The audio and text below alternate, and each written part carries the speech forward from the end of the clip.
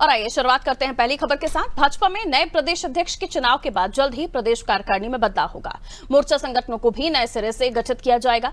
नए अध्यक्ष हेमंत खंडेलवाल अपनी नई टीम बनाएंगे। जानकारी के मुताबिक नई टीम में ज्यादातर चेहरे बदल जाएंगे। मोर्चा संगठनों में भी बदलाव की तैयारी है। गौरतलब है कि मौजूदा 4 मोर्चा ऐसे हैं जिनमें अध्यक्षों के पास दोहरी जिम्मेदारियां होने के कारण वो अब संगठन में वक्त नहीं दे पा रहे हैं। इसमें ओबीसी मोर्चा के अध्यक्ष और उद्यानिकी व सामाजिक न्याय मंत्री नारायण कुशवाहा, महिला मोर्चा के अध्यक्ष और राज्यसभा सांसद माया निरौलिया, किसान मोर्चा के अध्यक्ष और होशंगाबाद से सांसद दर्शन सिंह चौधरी के नाम शामिल हैं। युवा मोर्चा अध्यक्ष वैभव पवार भी कार्यकाल उनका पूरा हो चुका है। खंडेलवाल 5 जुलाई को मुख्यमंत्री डॉक्टर मोहन यादव के साथ दिल्ली जा सकते हैं। वो दिल्ली में प्रधानमंत्री नरेंद्र मोदी, राष्ट्रीय अध्यक्ष जेपी नड्डा और अमित शाह, राजनाथ सिंह से भी मुलाकात करेंगे।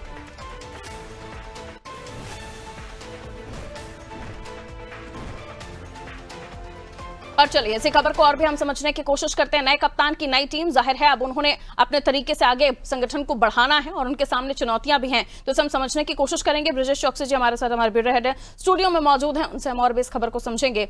ब्रजेश जी, हेमंत खंडेलवाल ने अपना पदभार संभाल लिया है और जल्द ही वो अब परिवर्तन करने वाले हैं। परिवर्तन में यह भी होगा कि जिनके पास 2 जिम्मेदारियां हैं उन्हें एक जिम्मेदारी से मुक्त किया जाए, और ये भी खबरें सामने आ रही हैं कि अब नए कप्तान अपनी नई टीम की तैयारी कर रहे हैं। तो कहां बदलाव होगा, कुछ नए चेहरे हम देखेंगे, संगठन में बड़े स्तर पर परिवर्तन होंगे, क्या देख रहे हैं आप? निश्चित तौर पर जब नए कप्तान आते हैं तो नई टीम भी आती है। पिछली बार हमने देखा था बीडी शर्मा आए थे, बीडी शर्मा के साथ पूरी युवा टीम होगी। इस बार जो युवा टीम की बात हो रही है, ब्रजेश जी आपको रोकना चाहूंगी, आपकी आवाज नहीं आ रही है, हम कोशिश करेंगे दोबारा से। कुछ दिक्कत है उस पर हम चेक कर लेते हैं। देखिए अभी ब्रजेश जी बता ही रहे थे कि नए कप्तान की नई टीम होगी और इस नई टीम को वो आगे तैयार करेंगे। कुछ चुनौतियां होंगी, लेकिन क्योंकि संगठन बहुत बड़ा है, टीम अगर कार्यकर्ताओं की बात करें तो कार्यकर्ताओं का वृहद परिवार है, और ऐसे में ठीक है ब्रजेश जी के पास हम दोबारा लिए चलते हैं आपको। ब्रजेश जी आप कंटिन्यू कर सकते हैं।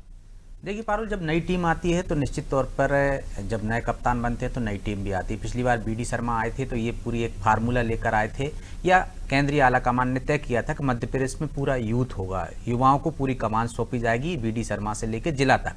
हमने देखा है कि 45 उम्र तक के जिला अध्यक्ष आपको देखने को मिले, मतलब पूरी युवा टीम थी। इस बार यदि हेमंत खंडेलवाल आए हैं तो निश्चित तौर पर जो पहले से प्रदेश कार्यकारिणी में है, जो हमने अपनी रिपोर्ट में दिया, आपने भी जिक्र किया है, वैभव पवार जो अपना कार्यकाल पूरा कर चुके हैं, दर्शन चौधरी जो है किसान मोर्चा के अध्यक्ष थे, वो सांसद बन चुके हैं होशंगाबाद से।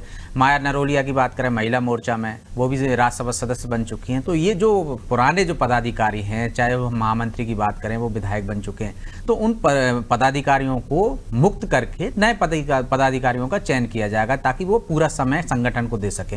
अभी जिनके पास दोहरी जिम्मेदारियां हैं वो संगठन को उतना समय नहीं दे पा रहे हैं, क्योंकि यदि संसद सत्र चलता है तो सांसद वहां चले जाते हैं और संसदीय क्षेत्र में भी रहते हैं, उनका फोकस रहता है, तो वो मोर्चा को उतना ध्यान नहीं दे पा रहे। जो अनुसांगिक संगठन कहा जाते हैं बीजेपी के, वो पावरफुल रहते हैं, वो अपने अपने काम वैसे ही करते हैं जैसे कि संगठन करता है, उन्हें जिम्मेदारियां दी जाती हैं। यदि युवा मोर्चा है तो युवाओं के बीच में जाएगा, वो लगातार सतर्क संपर्क करेगा, सरकार की जो योजना है उनके बारे में उन्हें किस तरह से लाभ मिल सके उस दिशा में काम करता है, अन्य तरीके के काम करता है, संगठन से जुड़े काम करता है। किसान मोर्चा किसानों के बीच जाता है, उनकी समस्याएं सुनता है, और इसी तरह से महिला मोर्चा की बात करते हैं तो महिलाओं में पैड बनाने के लिए, महिलाओं से जुड़े मुद्दों को लेकर वो काम करते हैं। जब उन पर दोहरी जिम्मेदारी आ जाती है तो वो निश्चित तौर पर उतना समय नहीं दे पाते जितना देना चाहिए, जिससे संगठन कमजोर होता है।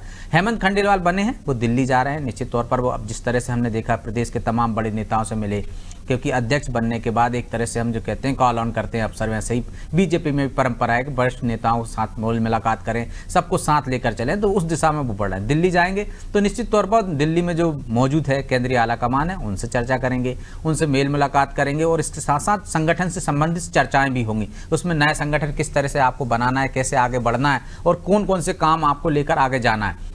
संगठन में सबको साधना है, जिस तरह से हम देखते हैं, चाहे सिंधिया खेमा हो, चाहे शिवराज जी के लोग हों, चाहे नर सिंह तोमर के लोग हों, पूरे क्षेत्रीय संतुलन भी बनाना, उसमें आदिवासी, महिला, अनुसूचित जाति, जनजाति, तो तमाम तरह के क्षेत्रीय संतुलन बनाते हुए आपको संगठन में सबको साथ लेकर चलना। क्योंकि एक तरफ जब कहा जा रहा था कि हेमंत खंडेलवाल बनने वाले हैं, तब ये भी बात आई थी कि वो एक पक्ष की तरफ से हैं, या मोहन यादव के वो करीबी हैं, संघ से सुरेश सोनी का बर्दाश्त उनको प्राप्त है, तो कहीं ऐसा ना हो कि संगठन और सरकार एक ही पक्ष का वो सुनवाई करे, दूसरा दूसरा पक्ष जो हम कह सकते हैं जो बीजेपी की भाषा में नहीं, हम कांग्रेस की भाषा में करें, दूसरे गुट हैं, कहीं ना कहीं उनमें असंतोष ना हो। तो अध्यक्ष का काम है कि सबको साथ लेकर चलना। तो इसलिए हेमंत खंडेलवाल ऐसा नाम है जो सबको साथ लेकर चलते हैं। जिस तरह से उन्होंने पदभार ग्रहण किया, आप देखिए शिवराज सिंह चौहान से लेकर तमाम नेताओं ने उनकी तारीफ की कि किस तरह से वो लो प्रोफाइल रहकर काम करते हैं, काम को महत्व देते हैं, और इसी की वजह से संगठन ने उनको चयन किया है। अब वो सबको साथ लेकर कैसे चलना है, उनको संगठन में किन लोगों को क्या महत्वपूर्ण जिम्मेदारी देना है, क्योंकि उपाध्यक्ष का, महामंत्री का महत्वपूर्ण पद रहता है अध्यक्ष के बाद,